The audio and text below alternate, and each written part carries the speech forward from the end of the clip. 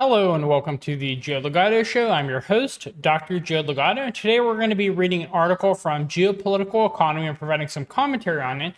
And this article is by Ben Norton, who is I would say, major geopolitical analyst who really speaks truth to power when it comes to Zionism and the Western hegemonic system. And here we see this article is titled Ex-Vice President Dick Cheney, who is Satan adjacent, confirmed U.S. goal is to break up Russia, not just the USSR. And so here's the thing. I've been saying this. Other political commentators who are anti-Zionists have been saying this. The United States does not want countries as large as Russia to exist because they have access to a lot of resources that the West wants, and it's very hard for them to bully larger countries like Russia. Russia has the largest amount of natural resources of any country in the world, and the United States needs to fracture them in order to exploit the microstates that arise in its place. And they also want to use that northern border, not only to extract the resources and exploit the populace, but also to threaten China from another side. They want to spread China as thin as possible. And China understands this, and China came up with an alternative strategy of spreading the United States as thin as possible, which has been working extremely well because the United States tries to be the world police anyways.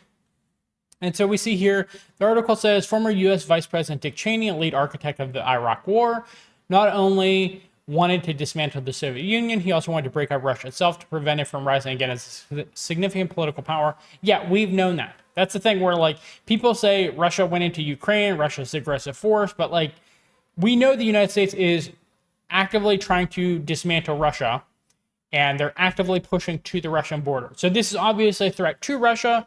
You would have to be either a fool or a shill in order to not understand this. Balkanizing Russia as NATO did to the former Yugoslavia. So people don't remember this. They think Yugoslavia, I mean, the Balkans, that is the former Yugoslavia, it's a remnant of its former self. But you have to remember, Yugoslavia was a major leader of the non-aligned movement, and the non-aligned movement is, I would say, the ancestor of the current multipolar bloc. And so for them, after the collapse of the Soviet Union, Yugoslavia represented the only ideological alternative to the supposed capitalistic democratic system of the West. And really, I would just say it's Zionist, oligarchical controlled. It's not democratic. It's not capitalistic. So they wanted to break up Russia like they did Yugoslavia. And former U.S. Defense Secretary Robert Gates wrote that when the Soviet Union was collapsing in late 1991, Dick Cheney wanted to see the dismantlement not only of the Soviet Union, but the Russian Empire, but of Russia itself, so it could never again be a threat. So I think what happened was, why they didn't follow through was they got really greedy, and they felt it was easier to control a larger nation that had collapsed versus trying to control a lot of smaller nations that arise in its place. And because they got greedy and wanted to have just a central location that they can control, they didn't recognize that if Boris Yeltsin ever left, that there could be a strong leader like Vladimir Putin that could replace him. People don't understand this, but Boris Yeltsin was really a puppet. There was maybe 10-ish oligarchs, and 9 out of the 10 were Zionist. They weren't Russian, they were Zionist. And the 10th one was Russian, but he was like a puppet. And so he was a puppet of the Zionists. And so you have to remember that these oligarchs that raped and pillaged Eastern Europe, they were not Slavic people. They were Zionist, and they had a lot of hatred towards the Slavic people because of pogroms that occurred in the 1800s, before the 1800s too, but they just didn't like Slavic people. And so they wanted to destroy them as much as possible. And they did as oligarchs of those countries. They extracted the resources. They pillaged the wealth of the Soviet Union. They were the ones that executed the Romanov family, the royal family of Russia that led to the Soviet Union. But then they got pushed out of power in the Soviet Union after the first generation. And so the Zionists have created a lot of problems all throughout the world. It's not just Palestine. You would have to read a little bit more about Russia and Eastern Europe. I can't get into too much more detail than that, but yeah, we'll leave it at that. Okay. So they're saying that the US government secretly sought the dissolution of Russia. I don't know how big of a secret it is. Russia says that this is what the United States wants all the time. And Russia, you have to remember, Vladimir Putin is a major Germanophile. He loves Germany. He loves the Western world. He really wanted to be a part of the West. He wanted Russia to be a part of the West. He begged, I don't want to say begged. He was very interested to join the European Union and joining NATO. And the United States just did not want them. They wanted to extract the resources and exploit the populace. And so they just liked to bully Russia. And they didn't realize that Russia could make a turnaround like they have, because right now some rankings are putting the Russian military as the top military of the world just because of how they're doing in Ukraine. That's how powerful Russia is right now, between its manufacturing capacity and the lessons it's learned on the battlefield against NATO equipment and NATO training. It's a really powerful force in the world. So Russia understands the Western aggression, and if you understand Russia's history within the last 30-ish years, you understand that they have desperately wanted to join the West, and they gave up on that dream. I would say 10 or so years ago, completely they gave up on the dream.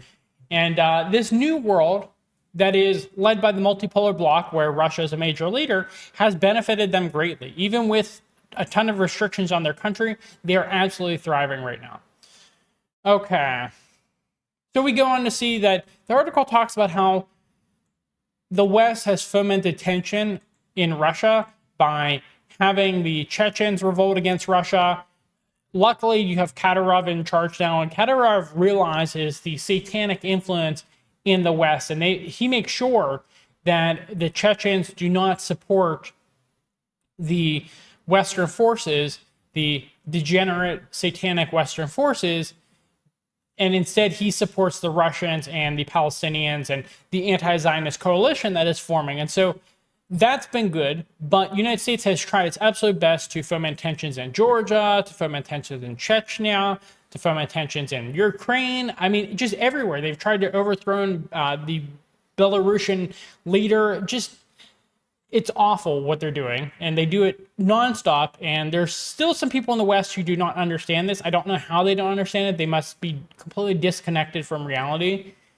But we're seeing people wake up a lot, like nonstop. People are waking up to the reality of Western hegemony. Okay, so yeah, Vladimir Putin got Chechnya under control and toppled the CIA puppets there. Okay, I'm not going to go into too much detail because I want you to go read Ben Norton's article. But here's something that's worth going over. Here's a RAND article which listed the various geopolitical measures that the United States wants to use against the anti-Zionist forces. One is to provide lethal aid to Ukraine. So Russia obviously would see them as a threat and could not have them on the border because they hated Russians. Ukraine is led by Zionists, and the Zionists hate the Slavic people. I don't know how. I mean, your propaganda has to be extremely good to get Slavic people, which Ukrainians are, to massacre other Slavic people in the name of Zionist leaders. But that is the current state of things in Ukraine. So they provided lethal aid to Ukraine. They increased support to the Syrian rebels, which we see still going on, where Syrian rebels, ISIS, are attacking Syria, attacking Iraq, attacking Russian forces, attacking Iranian forces in Syria, etc., etc. And so this is to provide cover, to provide a smokescreen so the United States can steal the oil from northern and northeastern Syria. Promote regime change in Belarus, which they've tried to do and been unsuccessful, thankfully.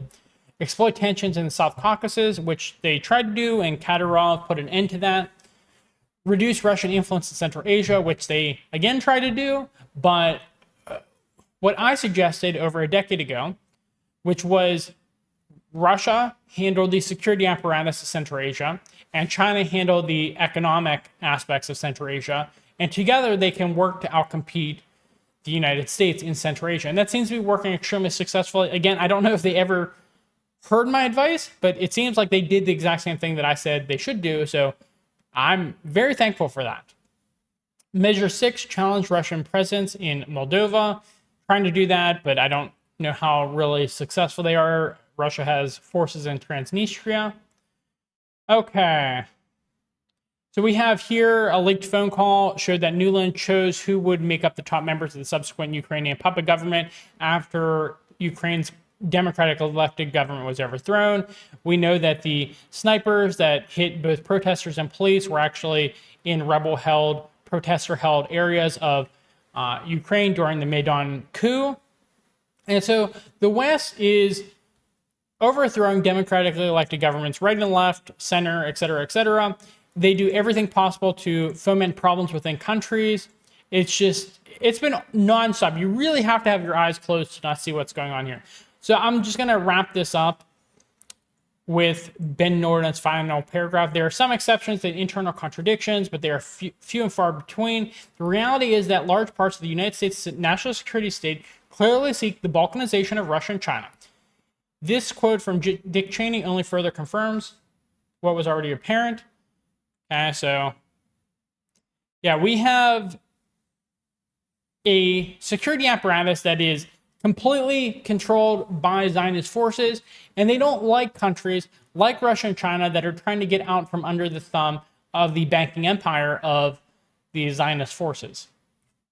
Okay, so that is this article by Ben Norton. Again, I only really skimmed it and provide commentary on parts that I thought were most important. I would encourage you to go read the rest of this article, and I would encourage you to read the rest of Ben Norton's work on the Geopolitical Economy website. He's a great geopolitical analyst, and you should support his work as much as possible. So thank you for watching. If you found this to be helpful, give us a like, subscribe to our channel on YouTube and Rumble for more content. Leave us a comment in the comment section below, questions, concerns, critiques. I read all of them.